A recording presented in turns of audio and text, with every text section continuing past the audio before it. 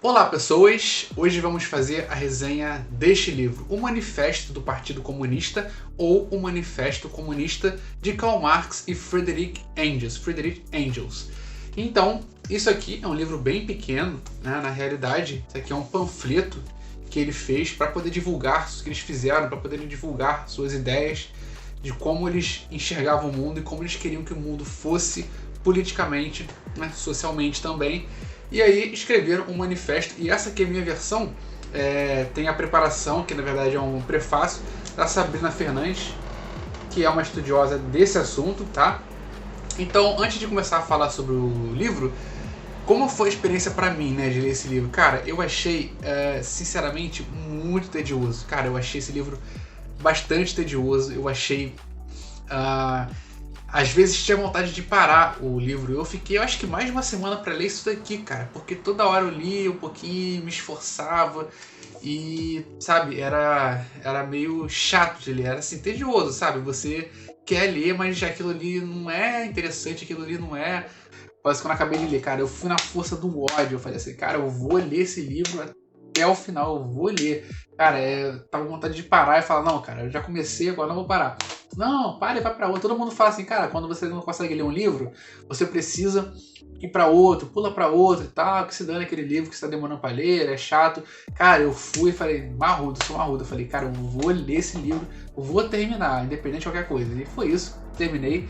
Eu não acho bem escrito, porque eu acho ele muito floreado, eu acho ele bem poético, assim, escrito de formas poéticas e floreadas, sabe? Com não tão simples, entendeu?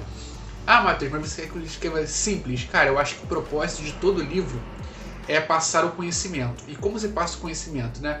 Da forma mais simples. É igual na vara de Ockham, que falam na vara de Ockham, que é qual é a resposta para isso? A resposta para isso é a explicação mais simples. Então, eu não acho que ele escreveu difícil também, tá? Não vou dizer aqui que tá difícil, que eu não entendi porque tá difícil. Eu acho que ele parece que eles, né, na verdade, os dois, quiseram meio que florear, meio que fazer algo poético, meio que fazer algo bonito, floreado. E, cara, eu acho que tinha que ser direto, né? Direto. Principalmente porque aqui, supostamente, eles estão se dirigindo direto a quem? Aos trabalhadores, ao proletariado. Então, eles não estão sabendo comunicar diretamente para o público que eles estão escrevendo. Talvez tenha sido um grande erro, tanto que depois isso foi corrigido. Isso foi corrigido lá na frente, em vez de se dirigirem aos trabalhadores, aos operários, passaram a se dirigir aos intelectuais. Isso foi feito lá em 1900 e pouco, né? Muito tempo depois, algum tempo depois desse livro aqui. E aí, cara, vai acontecer que eles vão entender depois que a proliferação do comunismo não seria feito pela divulgação da palavra do comunismo, do entendimento do comunismo pelos trabalhadores, pelos operários, e sim pelos intelectuais, que os intelectuais conseguiriam divulgar e conseguiriam mastigar aquilo ali e passar a mensagem para as pessoas operárias, entendeu? Então, cara, o Marx, né, o pessoal socialista moderno vai identificar esse erro no Marx, né, e é isso. Vamos falar sobre o livro. Cara, como eu falei, eu achei bem tedioso, tem um prefácio da menina explicando, a menina também não explica mais fácil do que eles. Eu acho que ela tenta ser tão enrolada como eles, né, falando aqui. E eu acho que foi uma escrita bem enrolada, cara. Eu acho que não foi bem explicativo, bem direto ao ponto, né? Então vamos falar agora sobre todos os fatores aqui do livro. Bom, um fator primordial, o fator que ele mais vai se referir aqui, é sobre a questão da luta de classes. Ele vai dizer que existem duas classes, né? Classes sociais, que é a burguesia, que é quem está no poder, que são os ricos, e o proletariado, que é quem não tem o poder e quem é o pobre, que é o trabalhador. Então ele vai dizer tudo é uma luta de classes, né? Ele vai entender toda a história como uma luta de classes e vai dizer que toda a burguesia serve para explorar o proletariado e que os proletariados deveriam tomar consciência de que estão sendo explorados e tomar os meios de produção dos burgueses, pegar esses meios de produção, que é o quê? maquinário, as empresas, pegar aquilo ali e fazer deles. Então, assim, seria uma revolução proletariado, uma revolução do trabalhador contra a classe dominante, contra os patrões, contra as pessoas que detêm dinheiro. Então, ele vai bater muito, cara, basicamente o livro todo ele falando proletariados, burgueses.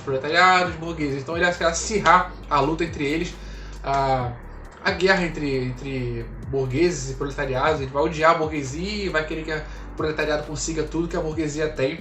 Então, principalmente ele vai falar sobre isso, o acirramento, a luta de classes, que ele vai dizer que há muita desigualdade. Outra coisa é a abolição da propriedade privada. Ele vai dizer que a propriedade privada tem que ser abolida, ou seja, vai expropriar, você vai pegar algo que não é seu. Por exemplo, tem uma fábrica, uma indústria, e aí ele vai lá e agora essa indústria aqui é minha, não é mais do patrão, não é mais do burguês, né? Agora é minha indústria. A pessoa vai lá e toma para ela, na revolução, acaba pegando algo para si que antes não era, né? Nem foi trabalhado tanto para poder ter aquilo ali. Nem foi trabalhado nem um pouco, na verdade. Aí eles pegam aquela fábrica, a indústria ao que ele pertence, isso é expropriação da propriedade privada de alguém que... bom, isso ele deixa subjetivo. Por quê? Ele diz assim, mas os trabalhadores, esses não precisam se preocupar em nada com a questão da propriedade privada, porque não vai afetá-los. Afinal de contas, os trabalhadores nem propriedade têm. Então como eles podem ter medo de perder algo que eles não têm? Aí é que eu acho que ficou subjetivo. Por quê? Porque ele não diz exatamente a que ponto, em que nível salarial, a que nível de arrecadação de fundos o proletariado deixa de ser proletário e se torne o burguês. Então ele vai dizer que você precisa abolir a propriedade privada e que os proletários eles não têm propriedade para perder alguma coisa, então eles só vão ganhar. Mas até que ponto você é um proletário, né? Ele diz que o proletário não tem pertences. Claro, é uma hipérbole, está exagerando, né? Claro que vai ter, ou você vai ter uma casa, ou você vai ter qualquer coisa que você possua ali que você tenha comprado. Então, falar que a pessoa não tem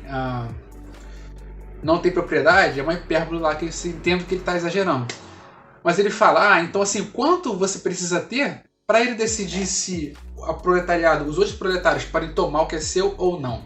Ele não diz, o proletário não vai sofrer perdas pela revolução, pela causa. Ele diz, o proletário não tem propriedade para perder alguma coisa. Então, fica muito subjetivo, sabe?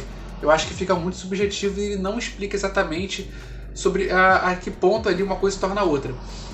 E também a socialização dos meios de produção, como eu já falei, das indústrias e tal, que vão vão tirar das mãos da burguesia, dos ricos, e vão levar para proletariado, seus trabalhadores, que eles vão comandar as indústrias, as fábricas. Mas aí tem uma questão importante, porque quem for marxista, por favor, escreva aí nos comentários uma questão que eu tenho, uma pergunta importante, porque a partir do momento que o proletário se toma o comando das fábricas, ele se torna um burguês, porque ele vai ter o salário daquilo, ele vai ter aquelas pertences, ele se torna um burguês. Então, não é eles querem acabar com a burguesia, mas não tem como se acabar com a burguesia, né? Porque botando o proletário lá, o proletário vai virar o burguês, então sempre vai ter um burguês, entendeu? Agora, ele pode falar, queremos burgueses que tenham sido ex-proletários, aí é uma coisa, mas não é isso que eles querem acabar com a burguesia. E aí, com uma reviravolta contra o capitalismo, eles querem acabar com o capitalismo dessa forma. Só que o próprio comunismo não tem ferramentas suficientes para acabar com o capitalismo. O capitalismo ele sempre vai ter resquícios dele, sempre vai ter as funções do capitalismo. O comunismo foi feito para criticar o capitalismo, foi feito para criticar o comunismo foi feito para criticar o capitalismo, para mudar o capitalismo, para apresentar uma outra versão de estrutura social e econômica, mas ele não consegue. Por quê? Porque sempre eles querem o fim, a extinção da burguesia, mas, cara, eu não vejo nenhum cenário em que seja possível ter o fim da burguesia. Outra questão é que eles querem unir os trabalhadores do mundo todo. Eles dizem que ele vai falar sobre várias vertentes diferentes do comunismo. Comunismo literário, comunismo disso, daquilo outro, e fala que são várias lutas mas que ele concorda com alguns deles. E ele vai dizer também que ele tem tolerância com esses partidos de esquerda, esses partidos proletários, esses movimentos proletários que são ligados à esquerda, mas não exatamente a mesma luta dele, mas que são voltados para a esquerda. Então, assim, ele tem a tolerância, mas só se for de esquerda, né? Isso é muito comum, nós temos até hoje. Isso funciona assim. Então, ele quer unir os trabalhadores do mundo todo, formar, né, toda a sociedade como um proletário, a ditadura do proletariado, fazendo com que todos cheguem ao poder, né, todos deixem de ser explorados. Ele diz que os trabalhadores são explorados. Outra coisa, como eu falei, crítica ao capitalismo, eles querem derrubar o capitalismo, eles dizem que o capitalismo ele explora o trabalhador, ele tira o de que menos tem e dá dinheiro para o que mais tem, então eles querem acabar com o capitalismo, né? Só que eu falei que a decisão de implantar o comunismo não é das melhores para se acabar com a desigualdade do capitalismo, porque também existe desigualdade do comunismo e muito mais, porque o comunismo ele não te dá oportunidade de você avançar socialmente, de você subir economicamente e socialmente. O capitalismo você pode estourar da noite pro dia, conseguir algo e você conseguir subir, ou a forma que as pessoas mais fazem é construir com o tempo, anos e anos e anos, você se tornando mais rico e com seu próprio suor e esforço. Já o comunismo é mais difícil de você ter essa mobilidade social e econômica. Alienação, como eu já falei, alienação é basicamente tudo o que você trabalha, mas você não leva. Ele diz que os funcionários aí são alienados ao próprio trabalho. O que seria alienação? Vamos dizer nos termos de hoje. Você trabalha ali numa fábrica de smartphones, né? Na Coreia do Sul, na China, trabalha numa fábrica de smartphones. E ele diz que se você monta o smartphone, se você monta as peças do smartphone e conclui ele, aquele smartphone ele deveria ser seu, porque você produziu ele. Então ele diz que quando o funcionário ele produz o smartphone, monta o smartphone e coloca para vender e alguém compra, a pessoa que comprou, ela alienou o direito dele de usar o smartphone que foi ele que fez. Ou seja, se você fez, você é dono. E não é assim. A pessoa não está trabalhando lá para fazer o smartphone, para poder ganhar o smartphone. O contrato, o acertamento ali foi: eu faço smartphones e você me dá dinheiro. Não é, eu faço smartphones para ficar com os smartphones. Até porque não seria interesse de ninguém ganhar o salário no que produz. Até porque a pessoa produz várias vezes a mesma coisa e não tem necessidade de ter aquilo. Ela precisaria vender tudo, né? Seria mais interessante possuir ali o dinheiro para comprar mais livremente o que você precisa. Então, cara, é isso. Queria falar sobre alienação, que é tudo que você produz, mas não adquire, beleza? Desigualdades sociais, ele vai falar da exploração, ele vai falar mais sobre essa questão dos trabalhadores, tá? Que são explorados pelos patrões e tal. Outra questão é que ele quer, por exemplo, existe o Estado burguês, dos ricos, dos empresários, ele quer fazer que o Estado burguês caia, seja derrubado e entre o Estado proletariado. E depois ele quer que o Estado proletariado seja algo provisório, seja algo que dure um tempo, seja um sistema que dure um tempo, tá? Ele é provisório, ele vai quedar ali o Estado burguês, vai entrar o Estado proletariado, que é o Estado dos trabalhadores, e depois do Estado proletariado se tornaria comunismo. Então, o comunismo não seria direto do Estado burguês para o comunismo, teria no meio ali a intervenção ali, no meio seria o Estado proletário para se tornar o verdadeiro comunismo. Então, haveria esse momento aí de interseção. Outra coisa é o fim ele dizer que queria o fim da família burguesa, né? E também não deixa muito claro sobre o que é família burguesa. É a família do burguês ou é a família que tem posses? O que é, né? Ele fala que é o fim da família.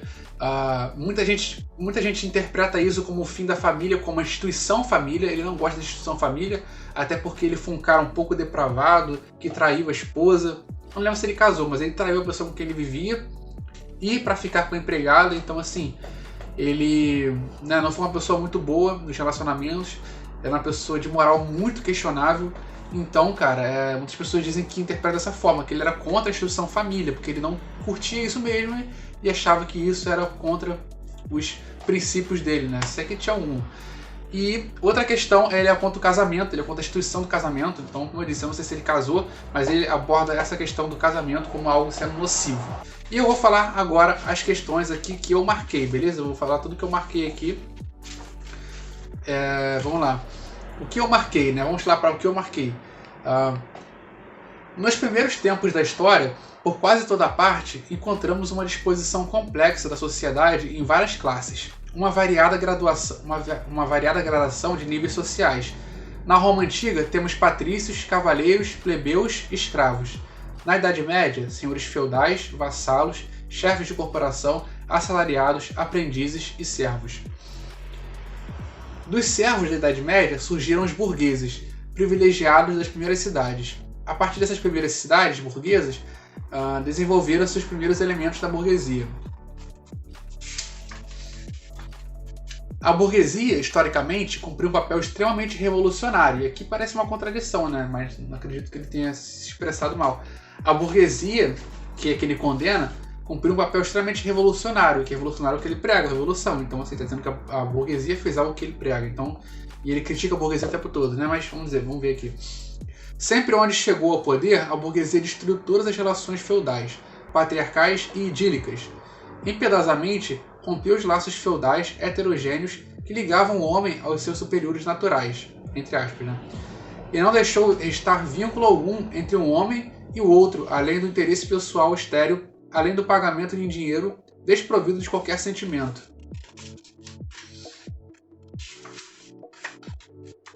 Eles destroem mercadorias importadas que competem com o seu trabalho, despedaçam máquinas, incendiam fábricas, buscam restaurar pela força a condição do operário da Idade Média que desapareceu. Então aqui tem um caráter que eles estão revoltados com os novos maquinários, estão revoltados com a nova tecnologia, que era da época, né? Porque dizia que pessoas perdiam empregos, porque eles conseguiam produzir mais com menos pessoas, dizia que as pessoas perderiam empregos, então era uma ameaça ao trabalhador. Eles não viam como uma evolução, como um progresso, como até uma revolução da indústria, de produzir mais, de ter mais comercialização, de ter uma produção em massa. Eles viam aquilo como algo negativo porque tirava oportunidades do próprio trabalhador, que agora tinha uma máquina que fazia o serviço dele mais rápido do que ele conseguiria fazer. Lei, moralidade e religião são para ele conceitos burgueses, atrás dos quais esconde os interesses da burguesia. Então ele vai dizer que a lei é moralidade e religião. Também ele é contra a religião, tá? Então tem essa questão que ele é contra religião, família, casamento. Então assim, ele é um cara bem de esquerda, sabe? Demais, assim. A missão deles é destruir todas as garantias e seguranças da propriedade individual. O proletariado, a camada mais baixa da nossa sociedade, não pode sublevar-se, não pode revoltar, sem que toda a camada dominante da sociedade oficial seja arremessada ao ar. Então ele vai dizer que eles não podem se revoltar, se causar uma revolução, se a classe dominante, que é a classe burguesa, seja arremessada ao ar, né? Isso provavelmente ele está sendo bem fofo assim, na forma de falar, porque nós imaginamos do que ele está se referindo, ao que ele está se referindo que os proletários fariam contra a burguesia, né? No mínimo aqui seriam arremessados ao ar. E você imagina que isso foi uma forma bem fofa dele falar. A Revolução Francesa, por exemplo, aboliu a propriedade feudal em favor da propriedade burguesa. A característica distintiva do comunismo não é a abolição da propriedade em geral, mas a abolição da propriedade burguesa. Então, isso que eu falei é bem subjetivo. O que é o burguês? Até que ponto você se torna um burguês? Né? Até que ponto um trabalhador é só um trabalhador e até que ponto ele pode conquistar, né, pessoalmente, na carreira dele, conquistar coisas para se tornar um burguês e perder as coisas que ele tem. Né? Então, fica bem subjetivo. Como se fala, na teoria é lindo, né? Mas na prática é outra parada. Nós, de modo algum, temos a intenção de abolir esta apropriação pessoal do produto do trabalho. Uma apropriação que é feita para a manutenção e a reprodução da vida humana e que não deixe excedente algum que conceda poder sobre o trabalho alheio.